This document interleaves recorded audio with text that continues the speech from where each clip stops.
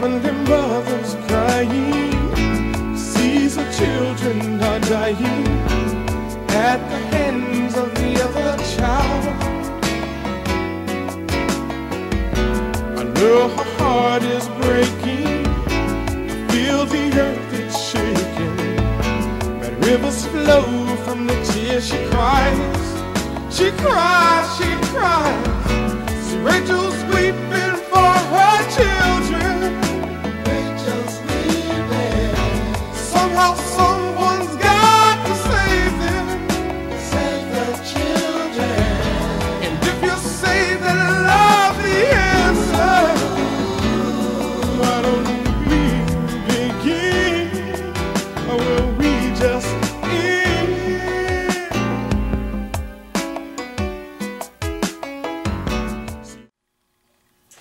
Hi, this is Miss E, and welcome back to Visions for a Child's Heart. In case you missed our previous segment, or perhaps it's airing on a different day, I am sitting here today with none other than Mr. Chris C., founder, owner, and editor of the National Foster Focus magazine. Well done. The only monthly foster care magazine in the country. Only. I tried to say that, but it didn't come out. Okay. I knew you would fix I'll it for me. So, welcome back. Yeah, it's been a while. For those of you who only stopped for like 5 minutes, I'm sorry.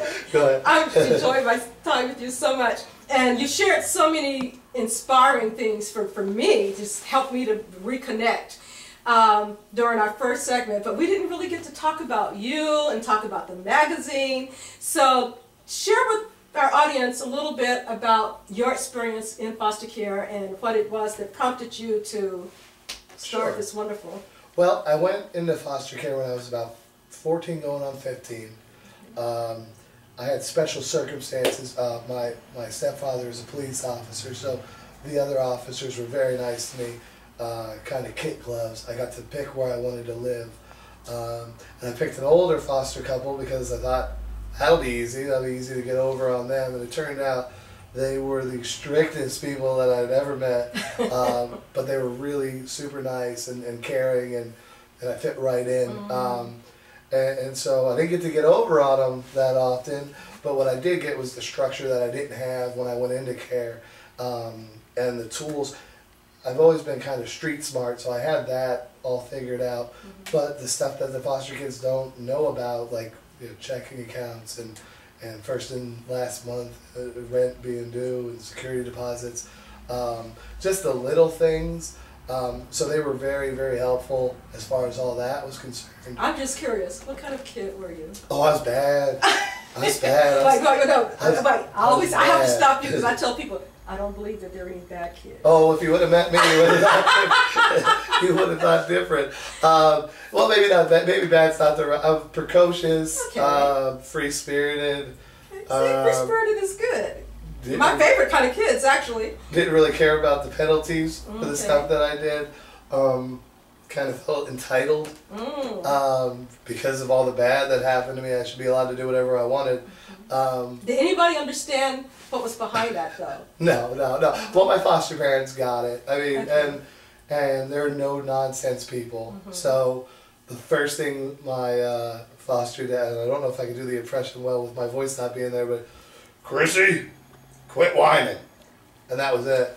That was it. Yeah, that was. I got in trouble. He said, "What'd you do that for?" And I started to tell him. He said, "Chrissy, stop whining," and I never complained again.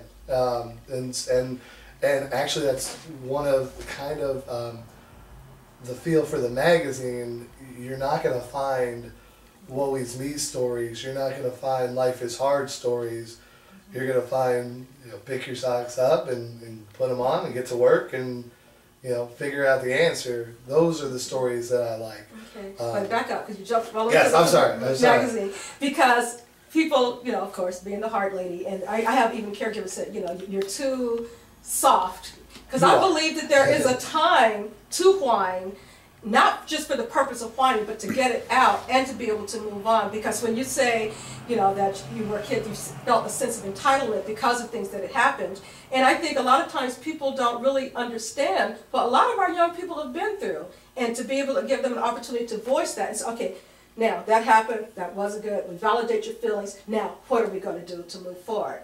The thing about me, and I think, and I appreciate that way of thinking, I truly do. But the thing about me is that you said that to me, that's the approach I would have taken to everything. I'm allowed to be sad. Miss E said so. And that's how I would have explained every bad thing I did for the next 5 years. And a lot of kids use that as a crutch. That validation that you just gave that child, in a lot of cases, is a get out of jail free card. And they If you stay there, though. No, and so if my caseworker's coming at me for not going to class, and I said, well, listen, you don't know what it feels like to be in foster care. Miss E gets it. Do you see what I'm saying? But Miss E would have also been showing up at school to make sure you're behind the Right. class, too. But most of the folks that do the validate and don't follow through. So what you'll have is and we see it a lot in the foster care alumni, you'll have, they're set on what the bad that has happened to them, and they can't get past that. And some of these folks are 20 years removed from care, and they're still feeling it, and that's okay. And part of my thinking is because it never got validated, or they got stuck and somebody had pity. Because I'm all for the heart, but I'm also about action. And one of the greatest compliments I think I've ever received from a young person, actually was a third party, said, she's hard, but she's fair. Right. And so, you know, I love you, but I'm also going to expect you to get up off your behind and do something. And get if you through do it that way, that's okay. Okay. If you say, I understand what you're going through, I turn around, here's a kick in the pants, get to work. Okay. If you do it that way, I've got absolutely no problem. Okay. But if you coddle them, Okay. if you make it more than it has to be, then you are telling that person, yeah, you're allowed to be sad, and there's no real reason you should stop being sad. Whereas I like to come from an approach of, yes, it was temporary, it was horrible, it was sad. Temporary. You're allowed to feel bad about it, but it's over. Get to work. Okay. Whether that work be taking care of your kids, whether that work be getting yourself a college degree or a place to live, whatever the case is, whether it's being the best burger flipper at McDonald's, whatever it is, stop whining and get to work. Because you had the issue, you had your problem's over. And now that might be from my foster parents, that might be what I gained from my experience with them. Because I saw a man who was 67, 66 years old get up every morning at 4 o'clock to get to work at 5 o'clock. You know, I saw that, and that's where I got my work ethic. I don't think I had a work ethic before foster care, but while I was in foster care, I would get off the bus from school, I'd go to my job cleaning the Caterpillar plant, which is big trucks, big old Mack trucks. Like Cat. like, yeah. Right. And my job was to clean, that's okay. My job was to clean all the bays, and my job was to clean the facility. And I got paid under the table, but I worked from 4 o'clock in the afternoon until 3:30 in the morning. And then I went home, said good morning to my dad, got my 3 or 4 hours of sleep, and then I got to school. Wow. Because I knew I was going to age out. And that's the problem a lot of these kids are having. They don't see it coming. How do you not see it coming? It's coming. You're going to have an 18th birthday. You're going to have a 21st birthday. It's coming. Get ready. Be prepared. I talked right into the camera that time. Sorry. But that's what needs to happen. But that's exactly what needs to happen. You need to start preparing. When I found out that no one was paying for me to be in my foster parents' house anymore, I left. I chose to leave. They told me it was a horrible idea. They told me not to do it. As a matter of fact, he followed me to the end of the road in his truck and told me to get in. And I told him, I said, listen, I'm a big strapping young man. At this point, I'm 19. I got to sign waivers to stay in care. I'm a big kid. I eat a lot. I use your water a lot. My clothes are cleaned off your electricity. At a certain point, whether you're a foster kid or not, you have to know who you are. You have to be able to see the people around you. You have to observe the fact that you have become a burden, even if they don't see you as such. But that the state is no longer paying for you when you age out. And it's unfortunate, but if you have a foster parent that's kind enough to let you stay, that's awesome. Do not take advantage of that. When I found out that nobody was paying for me except them, I left. I said, I can't do this to you anymore. I have to go. And I mean, there was a girl, and of course, there's always a girl. She was much older. She told me I could live with her, so that made it a little easier. But at the same time, I knew that him waking up at 5 o'clock in the morning was killing him. He didn't have to work anymore. He was of retirement age. And so I said, you know, I'm not going to be the reason that he has to keep working. I'm not going to be, because they were done with foster kids. I was the last one. They ended up getting back into it because they just love kids so much. But I was to be the last one, and I didn't want to be that burden. I didn't want to be the reason, because, you know, she's the greatest wife, my foster mom. She's the greatest wife in the world. She'd wake up at 4 o'clock with him. She'd get his clothes ready. She'd feed him breakfast. She'd make sure he had everything. So, I mean, I understand that there was a village raising me, and I also understood that that village was getting pretty old and didn't need to do it anymore. And so I felt the need to take myself out of care. Now, take note, hearts. now, the problem with leaving care without a plan is that you just left care without a plan. And so the state needs to be notified that you've left care. The school that you go to needs to be notified that you left care. And I've touched on this in the magazine. It's not a story I enjoy telling, but when I left care, 2 days later, I got called into the vice principal's office. And at this point, I thought I was pretty close with the vice principal. I had done some athletic stuff with them. I lost all my eligibility to play basketball, but I could still help with the team. I could still go out and play with the guys and get them ready for teams and whatnot. And so I felt I had a good relationship. So when he brought me in, I didn't think anything of it. He asked me, where am I living now? I said, I live with this girl. It's pretty awesome. I'm still coming to school. I'm not going to, we're 2 weeks away from graduation, so I'm not going to screw that up. But yeah, no, I don't have to pay any rent. It's really nice. You know, I get the burdens off my foster parents. It's pretty great. He said, well, you know, you don't pay any bills. You can't prove your residency. If you can't prove your residency, you're not a member of my school district. If you're not a member of my school district, you're not in my school. And they expelled me that day. And that was a big awful pill to have to swallow. But the lady that writes my family adventure section was my best friend's mom. And she has the same type of personality as my foster parents. So, you know me, I don't like to talk about myself, really. So my best friend had to tell her that all this had happened to me. I didn't say word one. I don't really want anyone to know. I'm embarrassed at this point. Now, was this senior year in high school? Or Yeah, was this okay? Senior year in high school, 2 weeks before graduation. Wow. Yeah, I think I even got fitted for a cap and gown. But she has the same temperament as my foster parents. So she said, are you going to cry about it, or are you going to get in the car, get your GED, and get enrolled in college today? And so she made me get in the car. The GED test, well, when you have all your years of school, you're ready for the GED test. Got done in like 5 minutes, and she took me, I don't know how exactly it happened, but I guess at that time they gave you your score right then.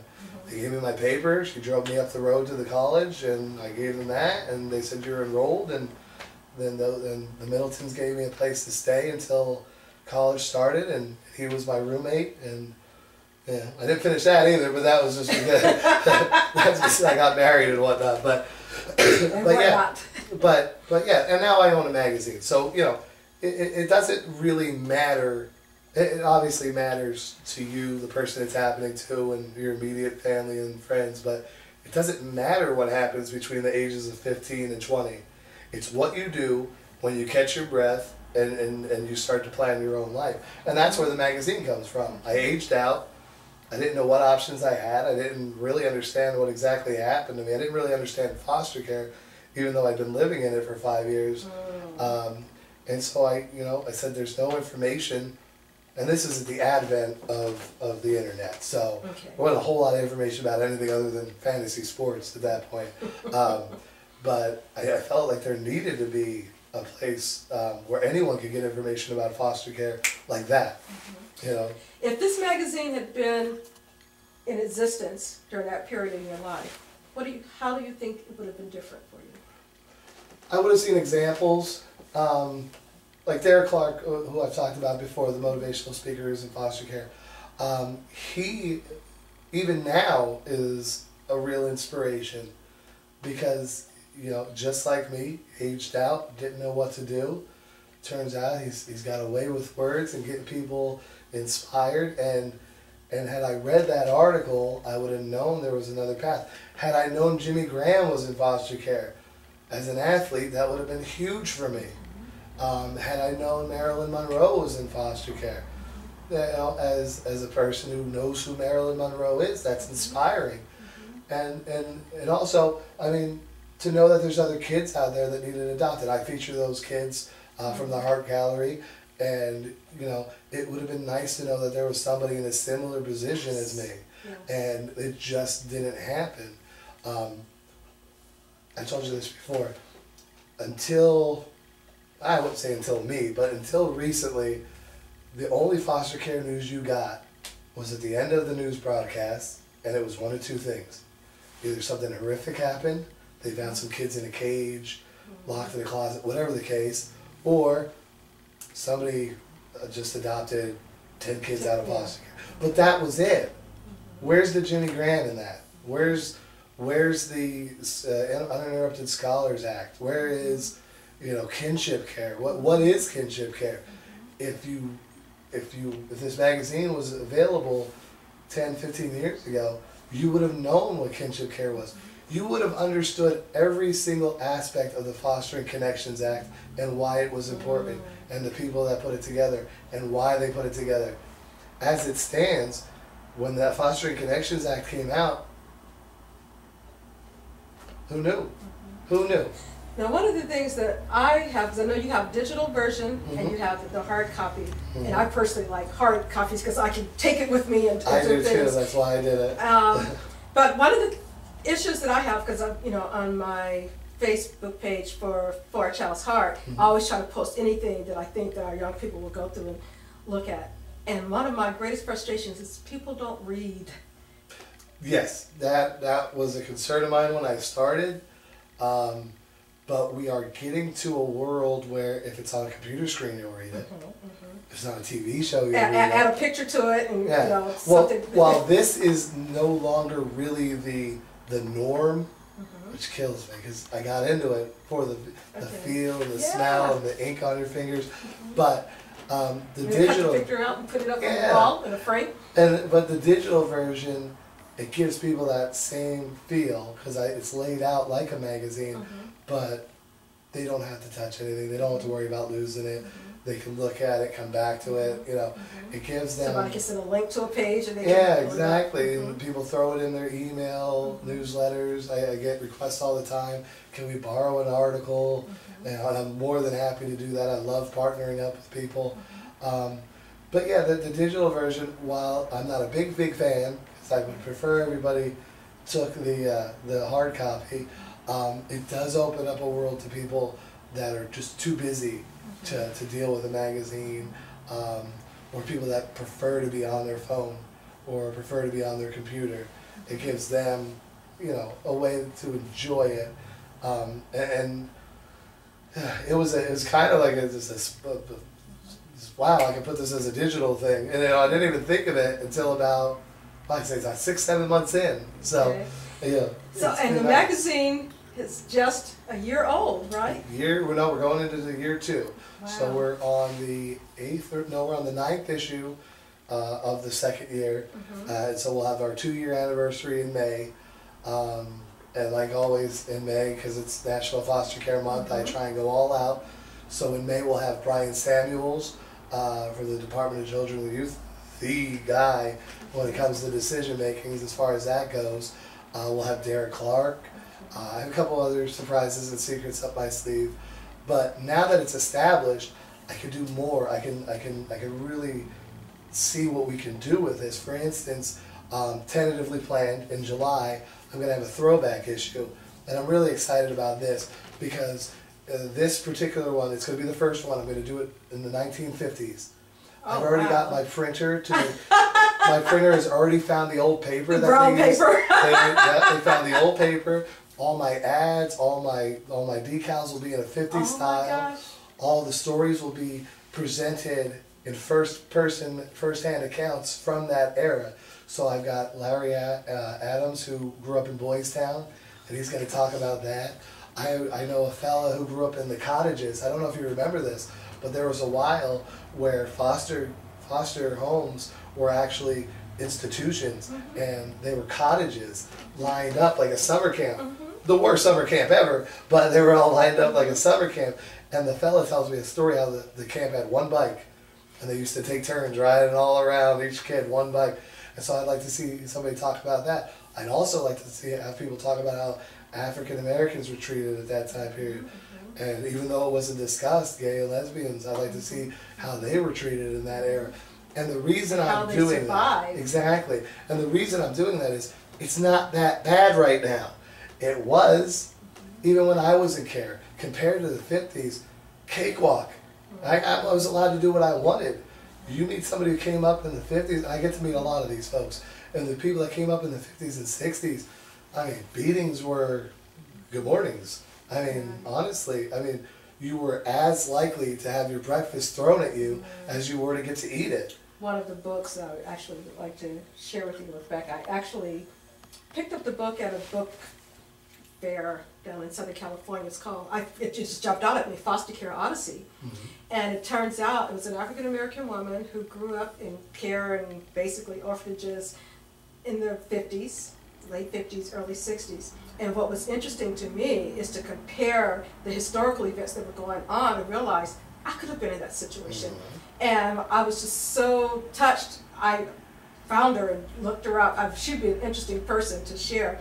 And I called her, we had a conversation, there's a sequel, I'm still waiting for the sequel. Is she still around? As far as I know. Well, then you'll have to give me that contact. And that's how I do it. Now I want her. And so now she'll have to be in the magazine. Yeah, it was just awesome. It just totally blew me away. I get goosebumps as I think about it.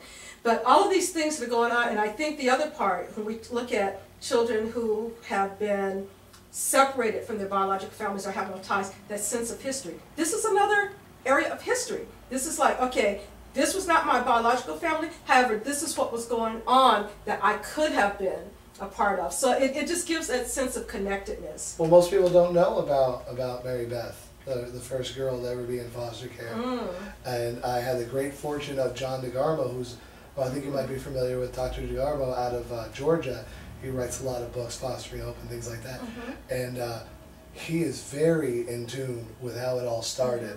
And I'll be honest with you, I'd like to run that story 4 or 5 different times a year.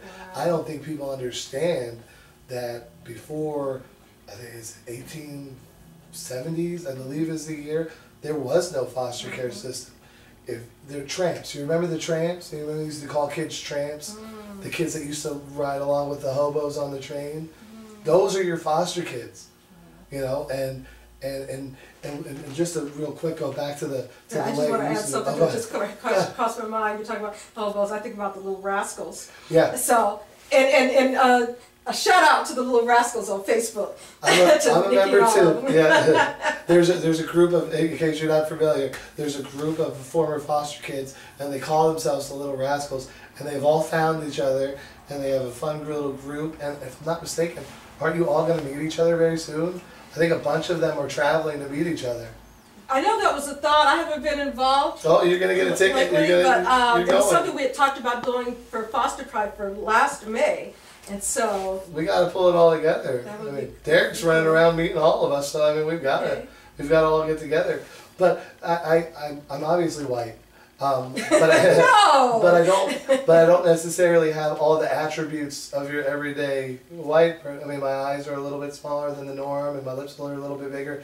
And in that time period, I would have been segregated away from white people. And even though that is my race, they would have moved me because I didn't look like everybody else. So just those little things that people don't know, those are invaluable. Those are the foundation. Those are the building blocks for what we have now. So if we revisit those and we understand why things happen the way they happen, we can prevent anything even remotely close to happening again. And also for gratitude, just to give thanks. When things seem so hard, people say, well, Smiley, it could be worse. It's like, yeah, but when we look at we're not where we want to be, but we're not where it used to be. Right. Yeah, I mean, if you think about it right now, where we are as a foster care society, it's not that bad. We still have the epidemic. Sure, we have 400,000 kids in care every year. We get that, but that's gonna happen, Missy. We know that. It's not the kids' fault. Parents go funny. Parents, you know, lose their kids and they end up in care. So that's not gonna change, but what we can change is that half of us end up homeless. What we can change is that 70% of us end up in jail, or 85% of us don't graduate or get a degree. We can change all those things, and if the magazine could be a catalyst for that, or if I can play a hand in that, or you keep playing a hand in that as you have, we've got success stories through the H.E.A.R.T. So if we can all do that, then those things get even less. And then when you look back at the 50s to now, you're just flabbergasted. How could it ever be that bad? And then we can project greater progress Gotta make in it the better. future, because it's really, when we say the children are our future, you are our future. So actually, I'm going to be doing a segment on Heart Talk, and next month I'm called the Children Become the Village. I like So that. it's really interesting because, you know, one of the rascals, Nicole, has just got her foster care license. She's very excited. She's going to write about it for the magazine too. Cool. This is a former foster kid who's now a foster parent. Doesn't happen that often, so it's really neat, and I really want people to learn. Well, I know about about 3 that are actually going through the process now. Isn't it It's really fun? exciting too. Isn't it nice to see us all coming back? I mean, Yeah. you've helped these kids, and it's got to be really fulfilling for you to see all of us come back, and we're not ashamed anymore, and we don't mind being front and center, and it's because people like you, I'm gonna make you cry, but it's people like you who believed in us enough that we didn't have to feel like second-class citizens anymore. So when I walk in to New Orleans training camp, I have the backing of you and 100,000 people like you to push me through the door.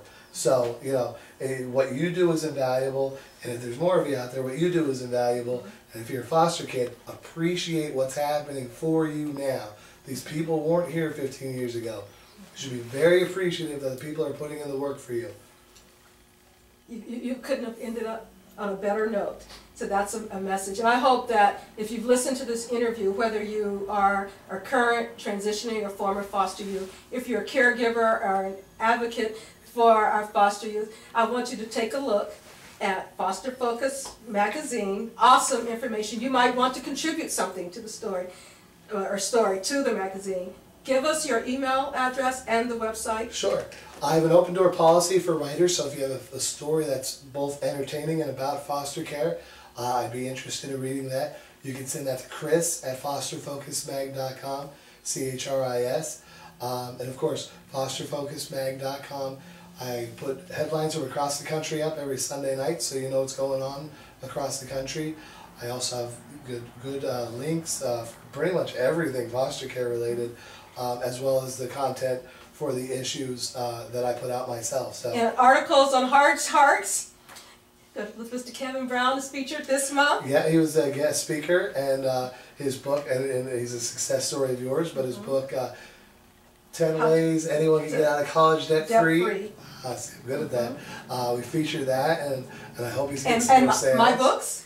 Yes. No copies, but? Yeah, the Village will be in, we have a new section called the Writers Market, where you can get to see some of the independent writers alongside some of the more established publishing houses and the books they have for foster care.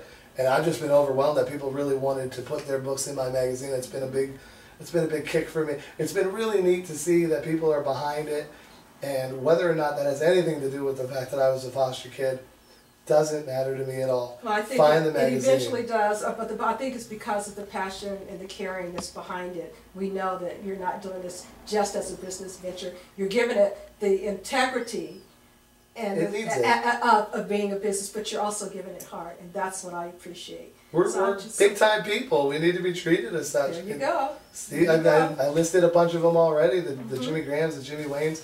These are invaluable members of our entertainment and sports worlds that were in foster care, and they deserve to be shined. And there are more to be seen. There were more that will feel empowered to come forth. And that's the hope. Speak up now. That's the hope. Exactly. So, thank you for joining us. I want a big hug. Yes, ma'am. And thank you for being with us. Thank you for watching Visions for a Child's Heart. Do something special for a child's heart and visit our website at www.forachildsheart.org. Take care. God bless. Bye-bye. Red rivers flow from the tears she cries. She cries, she cries.